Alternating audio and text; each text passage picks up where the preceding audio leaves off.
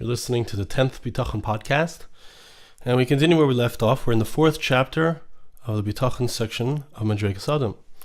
And he says like this: We find this to be true also in regards to Yosef Hatzadik. Because there was something about tomorrow that touched him, or he was worried about. He was punished for this. Okay, so Bitachon, when a person is in that state, and a person is in a place of trust in Hashem, tomorrow doesn't come into the picture. Because if I have everything that I need, in Bitachon I have everything that I need now, and so tomorrow I'll also have everything I need. I don't worry about tomorrow. So Yosef Hatzadik, on his level, obviously he was on an exalted level of Bitachon. Yaakov Avinu, we spoke about last time, was also on this amazing level, but because there was something about tomorrow that touched them or that worried them, so Yosef Hatzadik was punished. Like our sages say, that because Yosef Hatzadik said to the Sar Mashkim, to the wine bearer, please remember me, Pharaoh, mention me to Pharaoh. Because he did a double language, he said an extra time, remember me, don't forget me. So he was stuck in jail for another 2 years. And he lays down an amazing thing, an amazing idea here. And we have to understand who Yosef is. What does he represent? Who is Yosef? Yosef is the quintessential leader of Am Yisrael. He's going to be the leader of the entire world. He's a Mashiach ben Yosef of his time. So somebody like that has to have the most deepest level of bitachon. And it's not just, we hear about this and we think of it as a punishment perhaps. He didn't have bitachon, therefore he was stuck in jail for another 2 years. But we'll see that part of it is to develop, for him to understand, to develop an understanding of the fact that he has to be kol kulei, completely recognizing. He needs to recognize at all times that it's only Hashem. Says the Alter of Navardik, we need to understand, what was the sin here? What was the sin? Now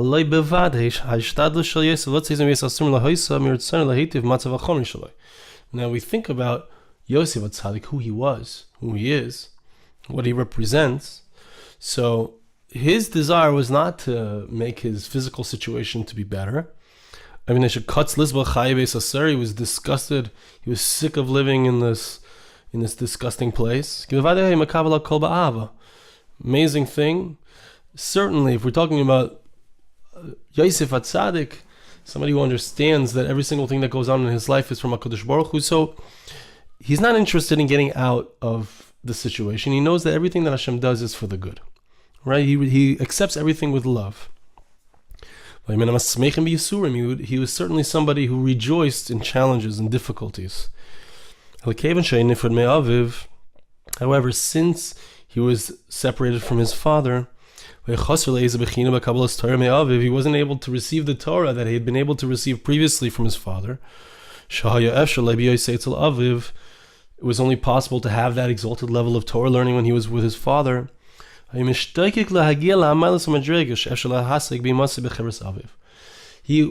want to get out of there? It was for a pure spiritual motive. He wanted to go out because he was thirsting for the opportunity to be studying with his father. So what was the sin in regards to this? What was he doing? As we find the Alter of Navardik Shita is, when it comes to matters of ruchnias, when it comes to matters of spirituality, so a person is not only permitted to do hishtadlus, to put in efforts, but is obligated to hishtadlus. As we spoke about last week, we mentioned that a person is obligated to put in every hishtadlus, every effort when it comes to trying to attain bitachon. It's also true in regards to, let's say, supporting his yeshiva.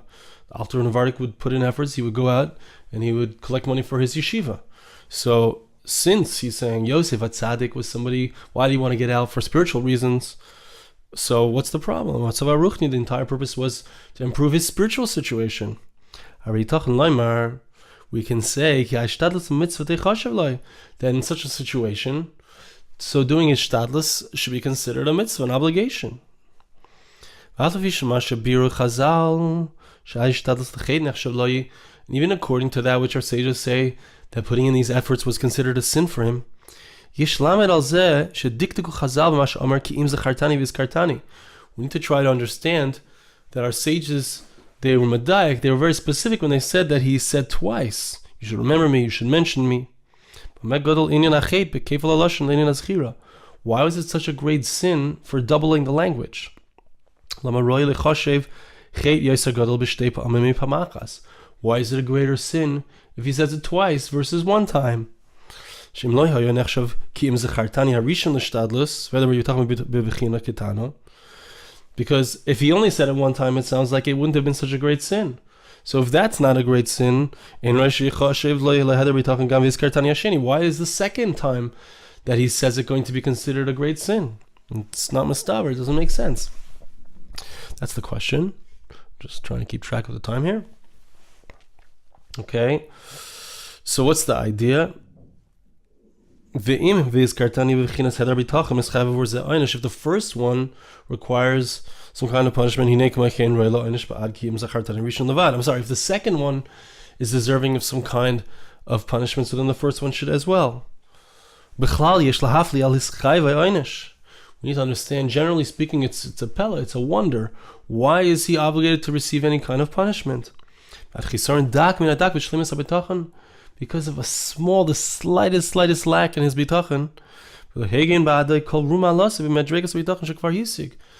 didn't it protect him at all, the exalted level that he had already attained in his bitachon? Why did he have to get such a punishment of being in jail for another 2 years for such a small lack, a very fine lack in his bitachon, in his faith in Hashem? Okay, so this is important, and we need to understand this. We need to understand, what does it mean to rise up, to ascend levels in one's ruchnius and one's spiritual attainments. Okay. So there are 2 points here. One idea that we have is that a righteous person, a person who's striving to grow in his spirituality, he can fall 7 times and he gets up. Right? There's a second aspect, which is the aspect of when a person does a certain thing numerous times, so then it becomes permitted to him, meaning psychologically, when a person has done something wrong. So the first cigarette, it's bad. But the problem is that the second and third cigarette, now it's like, what's the big deal? It's not such a bad thing. Before that, a person says, oh, it's a terrible thing. Smoking causes cancer, other things, makes a person smell bad, etc. Right? So, but once a person has done it a number of times, it becomes permitted to him. So we have these 2 different things, though. We have 2 different contrasting concepts. One is that a person will fall 7 times but get up, versus the person who does it a number of times and then they give up. We find the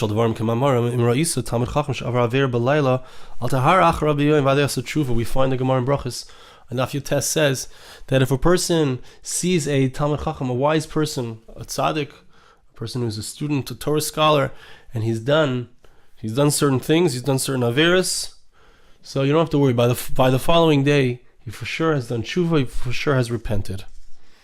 There's a difference, says the Alter of Navardik, between someone who's a chacham and a Talmid Chacham. A chacham means a wise person. A Talmid Chacham means the student of wise people. And these 2 aspects are distant from each other from one extreme to the other extreme. Because, I'm sorry, another second.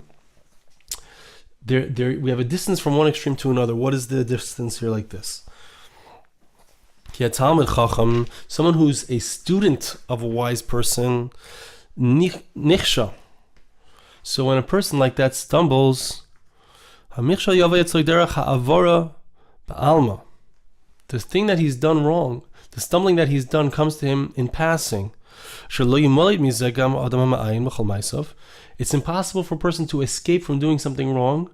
Even somebody who is watching what he's doing, being careful about what he's doing, he has a cheshbon hanefesh, he's involved in evaluating his actions.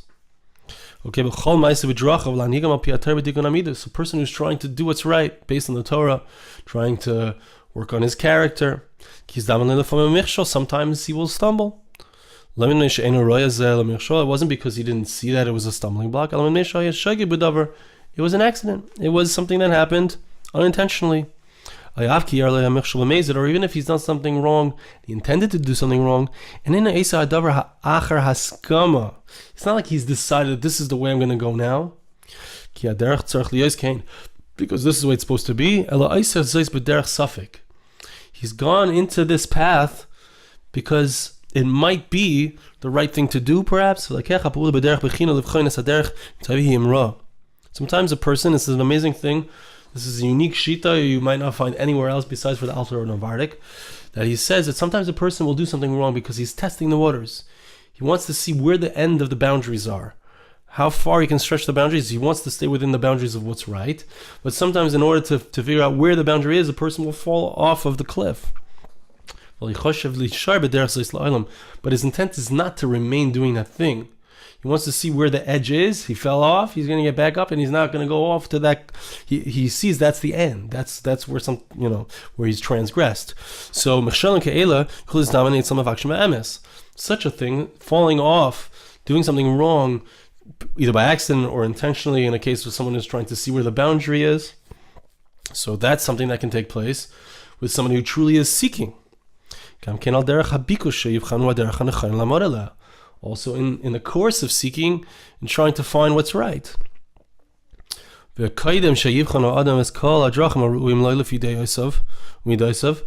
a person has been able to distinguish the paths that are appropriate for him according to his own self, or each person has their own individual path in life, their own individual avodas Hashem, service of God. Each person has those things that are his particular nisyanos, his particular challenges, right? So he needs to be able to figure out for himself exactly what is the correct path for himself. Right? So such a person, as he's going along in the world, as he's going along in life, can make mistakes. That's natural. But the point that he's going to say, and we'll see if we have enough time to read it inside, the point that he's going to say, though, is that such a person doesn't make a shita out of it. It doesn't become his new way of being. Oh, I've done something wrong. You know what? Everything I do is correct. Right? That's the way of the chacham. He's already wise. Everything he does is already correct. Even if he does something wrong, now it becomes correct because he did it. Right? That's a chacham. A Talmid chacham is someone who is a student of wisdom. Such a person is always looking to become more wise. He's looking to learn what are the boundaries of what's acceptable. Where have I done something that has passed the line, and I realize that was a mistake, and now I come back and I realize that I need to draw new boundaries. Right? That's the person who doesn't make a shita. It's my new way of being. He doesn't do that. He makes a mistake. Shevi Pol Tzadik, he falls even 7 times. But he gets back up. He doesn't make the mistake into now correct because he did it. Right? He's not working with his gaiva. He's not working with that.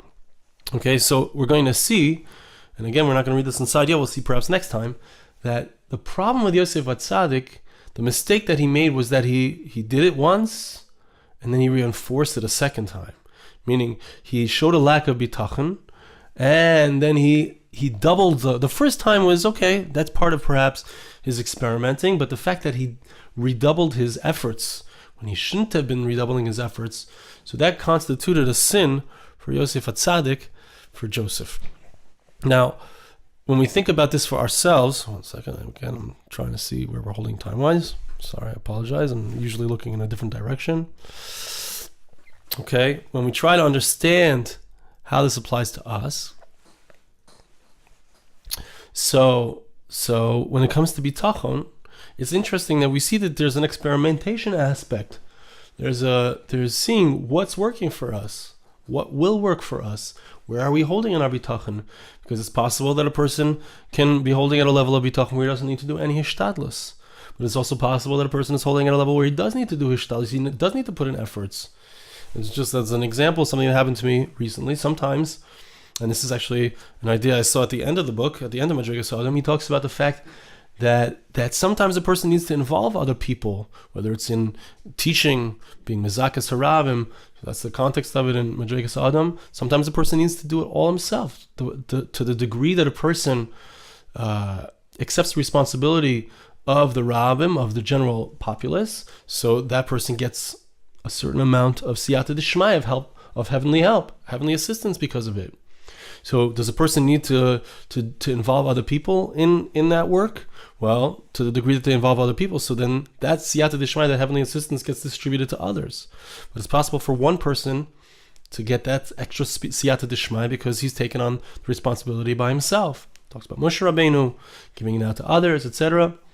But I also experience myself that sometimes when I involve other people, there's a certain level of siyata d'shmaya, of divine assistance.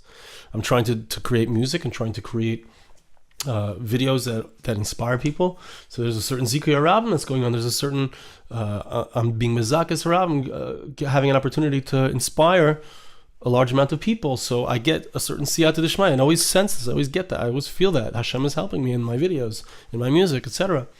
But to the extent that I involve other people a lot? Do I try to do it by myself? It's the same siyata d'shmaya according to the altar. So here we are, I believe, at the end of our time. Sorry, the time got away from me, even though I kept looking. And so I encourage you to, if you'd like to be part of the Bitachon group, send an email to arigoldberg@gmail.com or thebitachongroup@gmail.com. Our meetings are once a week for now. And there's a men's group and there's a separate women's group. And I invite you all to join. Thank you so much for listening.